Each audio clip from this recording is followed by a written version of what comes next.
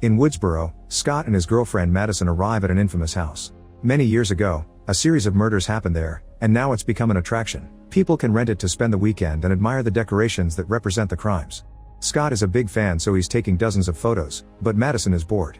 They split when she goes to the bathroom. Minutes later, Madison comes out and can't find Scott. She searches every room and turns on the lights, only to be startled by the legendary killer Ghostface. She screams and runs until she bumps into Scott. After she tells him what happened, Scott goes into the room and finds Ghostface, but he's just a doll with a motion sensor. Nearby there's a small memorial shrine for Stu, one of the men behind the original Ghostface. He was killed by a television thrown on his head, but some people theorize he's still alive. Then the house phone rings and Scott rushes to pick it up, since this is also part of the experience. He answers a bunch of horror questions, but hangs up when he gets one wrong. After Scott goes to the bathroom, Madison gets a call on her cell phone. A creepy voice tells her she's going to die, and she plays along because she thinks it's part of the game. When the voice insults her, she complains and the call ends. Then Madison hears a noise, so she goes to the other room to check, causing the Ghostface doll to move again. This time it's saying different things, so Madison takes a closer look and moves her hand to check on the motion sensor. Then she hits the mask and insults it. When she turns around, she's startled to see Ghostface, causing her to scream and punch him. However, this is Scott trying to prank her. At that moment Scott notices that the doll has moved differently. When he comes closer, Ghostface reveals he's real and jumps on Scott to stab him multiple times.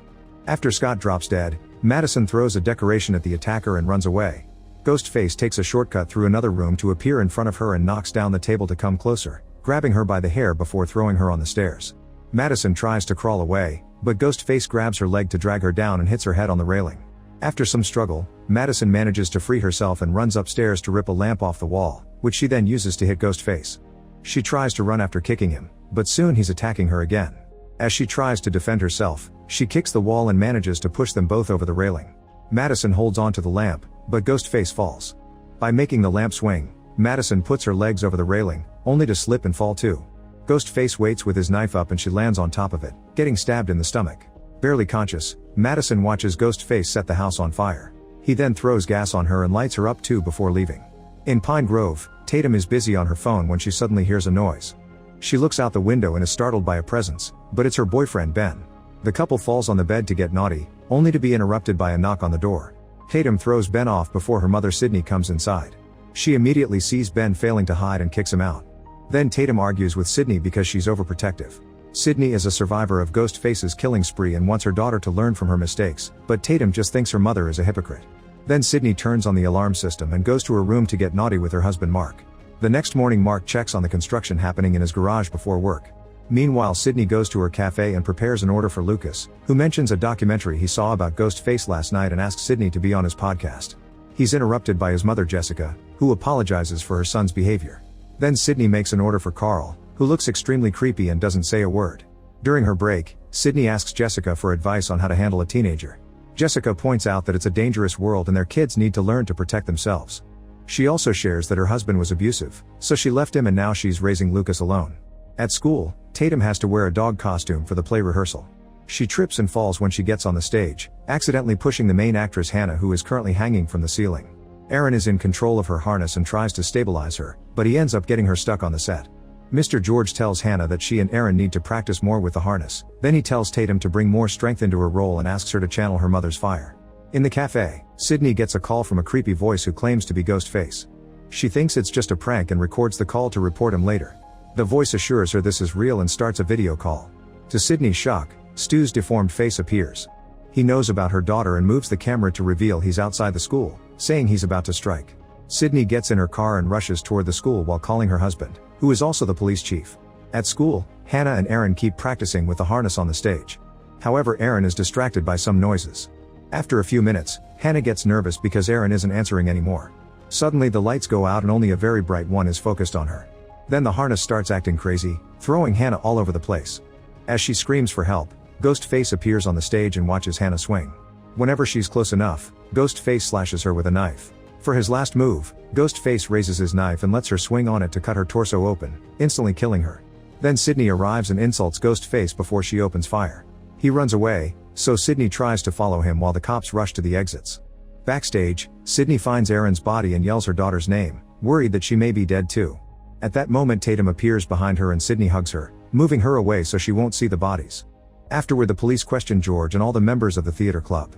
Mark says the killer is someone who knows his way around here and can't be Stu because he's dead. The killer most likely used deepfake technology, so the police lab will analyze the recording of the video call. Sydney then takes her daughter home but doesn't let Ben come, which annoys Tatum. At the house, the police check every window and door before letting the family enter. However, they don't check the attic, so after the cops leave, Ghostface jumps out of it.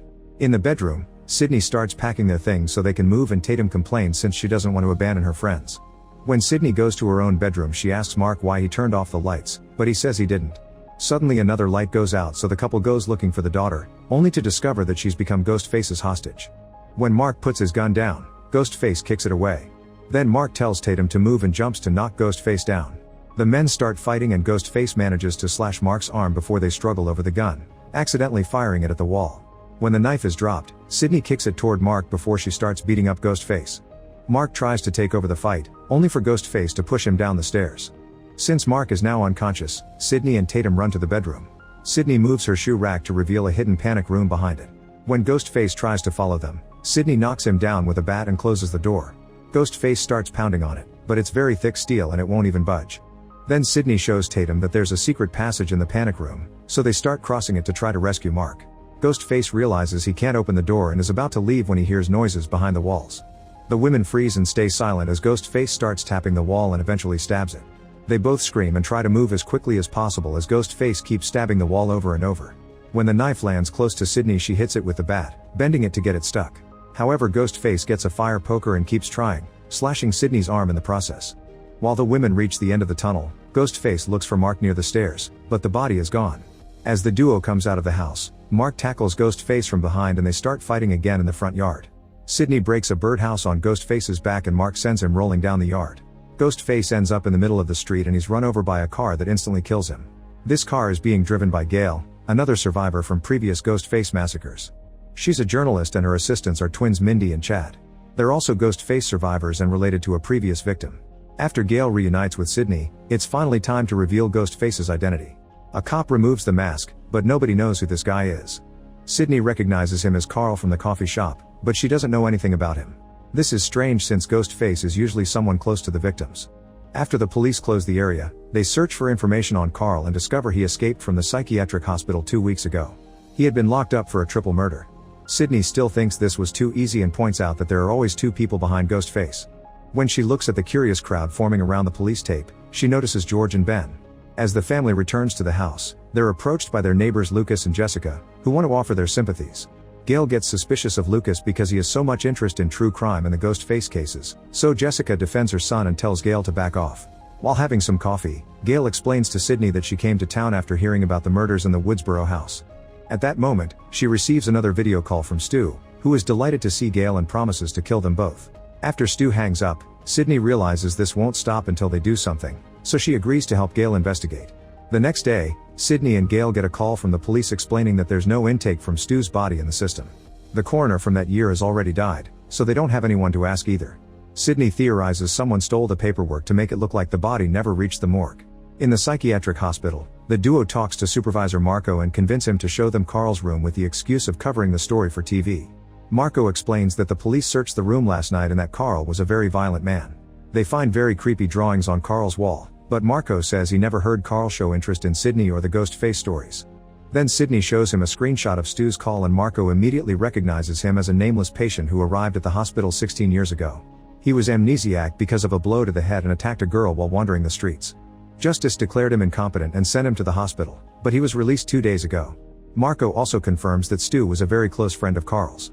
Afterward, Sydney gets another call from the police, informing her that they've set everything up to track Stu whenever he calls again. Gail doesn't want to wait and says there should bait him, so Sydney agrees to appear on her show.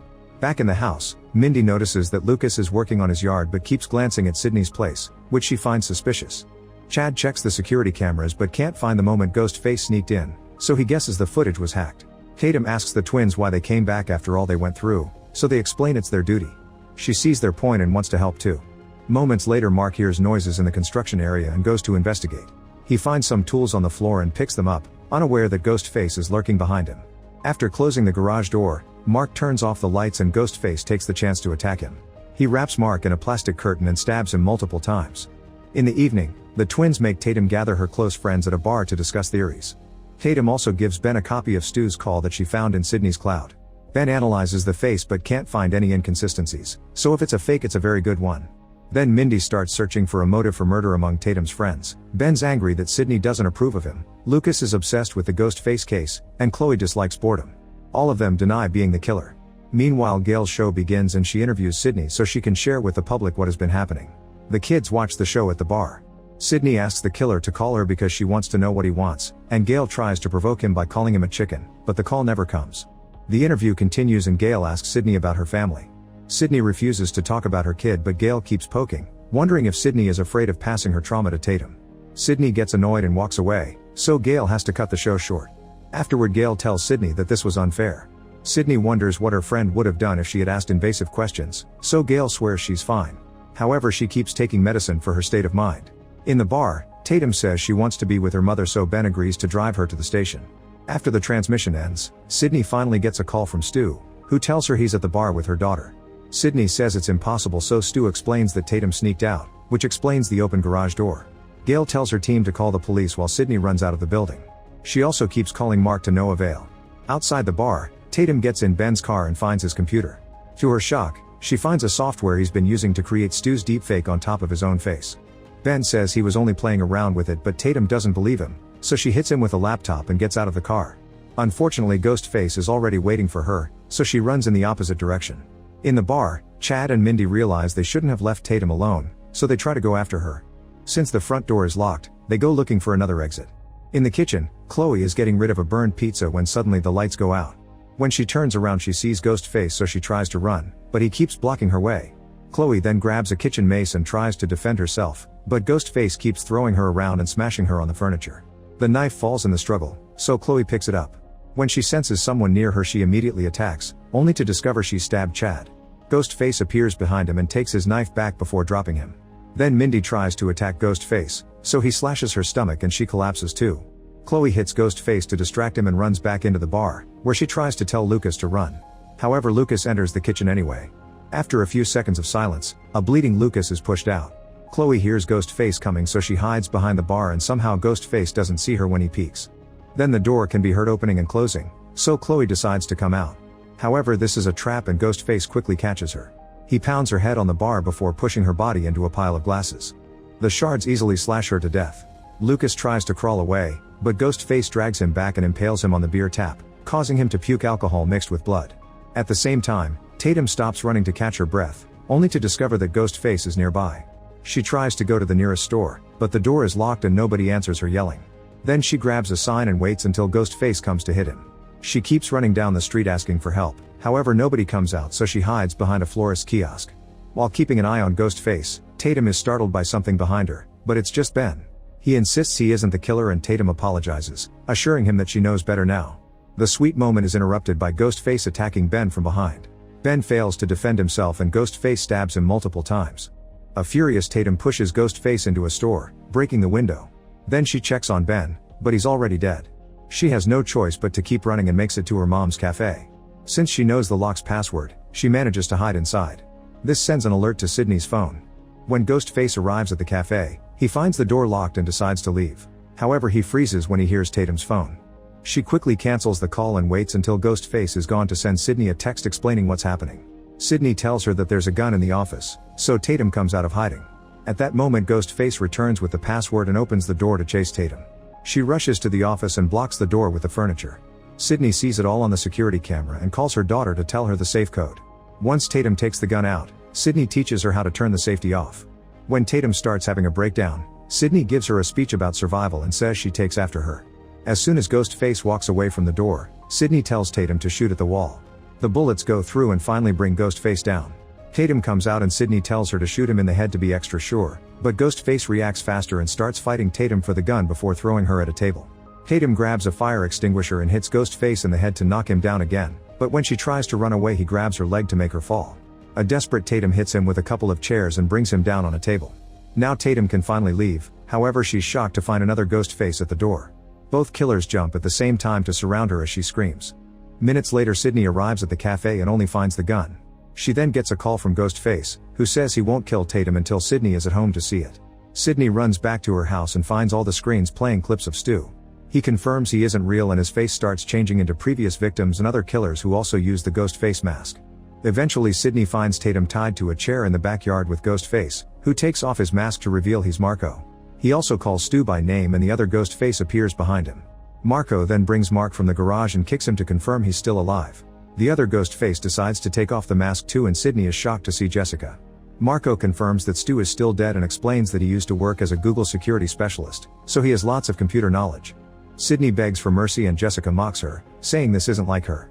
Many years ago, Jessica lived a very miserable life with her abusive husband until she read Sydney's biography. This inspired her to get rid of the bad guys, so she killed her husband and let Lucas think he abandoned them. While she talks, Mark slowly brings out a knife from his pocket. Jessica gets angry as she continues her speech, saying Sydney disappointed her. Since Sydney disappeared from the public eye, she wasn't part of Ghostface's attacks in New York, and Jessica thinks there can't be a Ghostface story without her. Seeing her hero hide instead of fight made Jessica have such a breakdown that she checked herself into the psychiatric hospital, where she met Marco and Carl. While Mark carefully cuts the tape on his daughter's ankles, Jessica says she'll make Tatum watch her mother die like Sydney did to keep up the cycle. Sydney notices what her husband has been doing and nods as a signal, so Tatum headbutts Jessica and Sydney shoots Marco in the head. Tatum also breaks the chair on Jessica, who pushes her off before running away. Sydney follows Jessica into the construction area and finds an abandoned ghost face costume. Jessica whispers Sydney's name before turning on a very loud radio. When Sydney goes to turn it off, Jessica tackles her and the women start fighting on the floor. Sydney stabs Jessica's leg with a screwdriver and Jessica responds by trying to choke her with a cable. The closeness allows Sydney to retrieve the screwdriver and stabs Jessica several times before she pushes her off. When Jessica counterattacks, Tatum appears to shoot her down. Tatum then helps her mother up, only to turn around and find Jessica gone. In just a few seconds, Jessica tries attacking again, so mother and daughter shoot her together, this time killing her for good.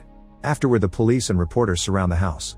The twins are wounded but alive, so Gail wants them to work anyway. After an ambulance takes Mark away, Sydney apologizes to Gail for not being with her in New York and they reconcile with a hug. Then Sydney chats with Tatum and finally opens up about what happened to her, explaining she named her daughter after her late best friend because of how strong she was. After sharing a hug and words of love, they leave together for the hospital. Make sure to subscribe and turn on notifications so you can watch more videos like this. Thanks for watching.